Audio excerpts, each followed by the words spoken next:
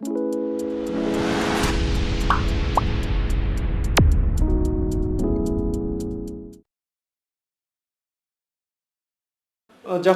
Report নেই pivot table থেকে, pivot টেবিলের বিভিন্ন জায়গায় গ্যাপ থাকে, ব্ল্যাঙ্ক থাকে, আমাদের ডাটাবেজের মধ্যেও থাকে।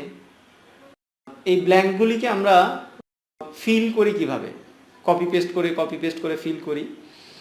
এই কপি পেস্ট করতে গিয়ে যদি আমার বড় ডাটাবেজ হয় তাহলে আমার অনেক সময়ের প্রয়োজন।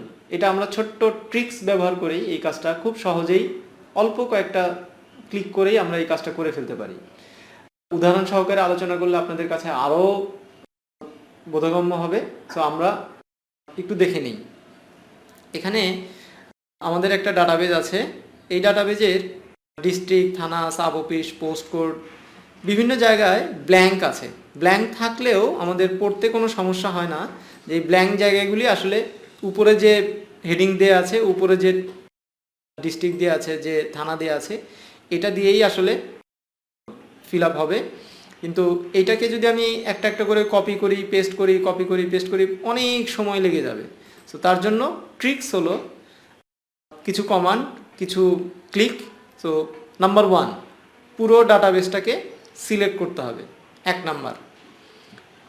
2 নাম্বার, হোম রিবনের আন্ডারে সবার ডান পাশে আছে ফাইন্ড অ্যান্ড সিলেক্ট।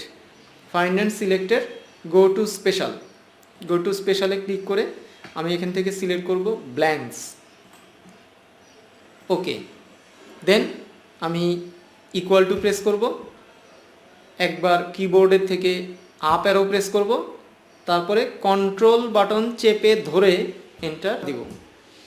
সো আমার যা রেকর্ড উপরে ছিল ঠিক উপরের রেকর্ডটাই, উপরের ভ্যালুটাই নিচে ফিল ডাউন হয়ে গিয়েছে। এখন আমি লক্ষ্য করলে দেখতে পারবো যে ব্ল্যাঙ্ক ঘরগুলি ফিল হয়েছে, এগুলি সব হলো ফর্মুলা। সো পুরো ডাটাবেসটাকে সিলেক্ট করে কপি করতে হবে। কপি করে জাস্ট পেস্ট ভ্যালুস ক্লিক করে দিলে আমার পুরো ফাঁকা জায়গাটা যেটা ফর্মুলার মাধ্যমে ছিল সেটা ভ্যালুতে কনভার্ট হয়ে গেল। সো আমি অনেক বড় একটা কাজকে খুব সহজেই করে ফেলতে পারলাম। আশা করি বুঝতে পেরেছেন। ফিল ব্ল্যাঙ্কস ছোট ছোট কমান্ডের মাধ্যমে ইউজ করে অনেক বড় কাজকে সহজে করে ফেলা যায়। ধন্যবাদ সবাইকে, ভালো থাকবেন, শুভেচ্ছা আপনাদের জন্য।